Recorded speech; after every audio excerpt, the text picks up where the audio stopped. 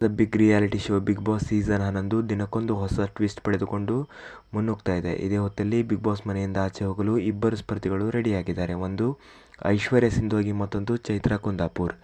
ಕಳೆದ ವಾರ ಕೂಡ ಬಿಗ್ ಬಾಸ್ ಮನೆಯಿಂದ ಆಚೆ ಬರೋದಕ್ಕಾಗಿ ಬಾಟಮ್ 2ನೇ ಸ್ಥಾನದಲ್ಲಿ ಇವರಿಬ್ಬರು ಇದ್ದರು. ಆದರೆ ಈಗ ಮತ್ತೆ ಅದೇ ಸ್ಥಾನ ಐಶ್ವರ್ಯ ಸಿಂಧೋಗಿ ಅವರಿಗೆ ಮರುಕಳಿಸಿದೆ. ರಿಲೀಸ್ ಆದ ಹೊಸ ಪ್ರೊಮೋದಲ್ಲಿ ಕಿಚ್ಚ ಸುದೀಪ್ ಅವರು ಇಬ್ಬರು ಸ್ಪರ್ಧಿಗಳನ್ನು ಬಾಟಮ್ 2 ಸ್ಥಾನಕ್ಕೆ ತಂದು ನಿಲ್ಲಿಸಿದ್ದಾರೆ. ಅದರಲ್ಲಿ ಐಶ್ವರ್ಯ ಹಾಗೂ ಚೈತ್ರಾ ಕುಂದಾಪುರ್ ಇದ್ದಾರೆ. ಇವರಲ್ಲಿ ಈ ಸಲ ಮನೆಯಿಂದ ಒಬ್ಬರ ಅಥವಾ ಇಬ್ಬರು ಹೊರಗೆ ಹೋಗ್ತಾರಾ ಅಂತ ಕೇಳಿದ್ದಾರೆ ಪ್ರೊಮೋದಲ್ಲಿ. ಇದಾದ ಬಳಿಕ ಇಬ್ಬರು ಹೊರಗಡೆ ಬರೋದಾದರೆ ಮುಖ್ಯ ದ್ವಾರದಿಂದ ಬರುತ್ತಿಲ್ಲ, ಬದಲಾಗಿ ಬೇರೆ ದಾರಿಯಿಂದ ಎಂದು ಹೇಳುತ್ತಾ ಚೈತ್ರಾ ಕುಂದಾಪುರ್ಗೆ ಕನ್ಫೆಷನ್ ರೂಮ್ಗೆ ಕಳುಹಿಸಲಾಗಿದೆ. ಐಶ್ವರ್ಯ ಅವರನ್ನು ಆ್ಯಕ್ಟಿವಿಟಿ ರೂಮ್ಗೆ ಕಳುಹಿಸಲಾಗಿದೆ. ಇನ್ನು ಕನ್ಫೆಷನ್ ರೂಮ್ಗೆ ಹೋಗಿರೋ ಚೈತ್ರಾ ಕುಂದಾಪುರ್ ಅಲ್ಲಿಂದಾನೇ ಬಿಗ್ ಬಾಸ್ ಮನೆಯಲ್ಲಿ ಏನೆಲ್ಲ ಆಗ್ತಾ ಇದೆ ಎಂದು ನೋಡ್ತಾ ಇರ್ತಾರೆ.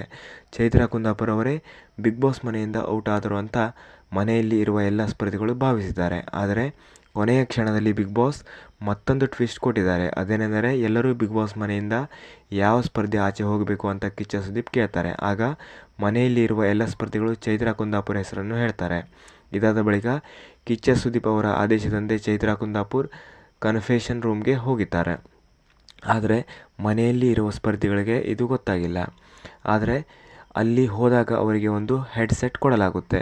ಯಾವೆಲ್ಲ ಸ್ಪರ್ಧಿ ಯಾವ ವಿಚಾರದ ಬಗ್ಗೆ ಮಾತನಾಡುತ್ತಿದ್ದಾರೆ ಅಂತ ಚೈತ್ರಾ ಕುಂದಾಪುರ್ ಅವರು ಕೇಳಿಸಿಕೊಂಡಿದ್ದಾರೆ. ಚೈತ್ರಾ ಕುಂದಾಪುರ್ ಹೋದ ಕೆಲವು ಹೊತ್ತಲ್ಲೇ ಉಳಿದ ಸ್ಪರ್ಧಿಗಳು ಅವರ ಬಗ್ಗೆ ಮಾತನಾಡಿದ್ದಾರೆ. ಒಂದು ಕಡೆ ಹನುಮಂತ ಚೈತ್ರಾ ಹೋದಳು ಪಾಪ ಎಂದರೆ ಧನರಾಜ್ ಅವರು ಚೈತ್ರಾ ಅವರಿಗೆ ಟಾಟಾ ಬೈ ಬಾಯ್ ಮಾಡಿದ್ದಾರೆ. ಆಗ ರಜತ್ ಜನಕ್ಕೆ ಈ ಅಮ್ಮ ಮಾತನಾಡುತ್ತಾಳೆ ಅಂತ ಇರಿಟೇಟ್ ಆಗಿ ಅನ್ನಿಸಿರಬಹುದು, ಅದಕ್ಕಾಗಿ ಜನ ಅವರನ್ನು ಹೊರಗೆ ಕಳಿಸಿದ್ದಾರೆ ಅಂತ ಮಾತನಾಡ್ತಾರೆ.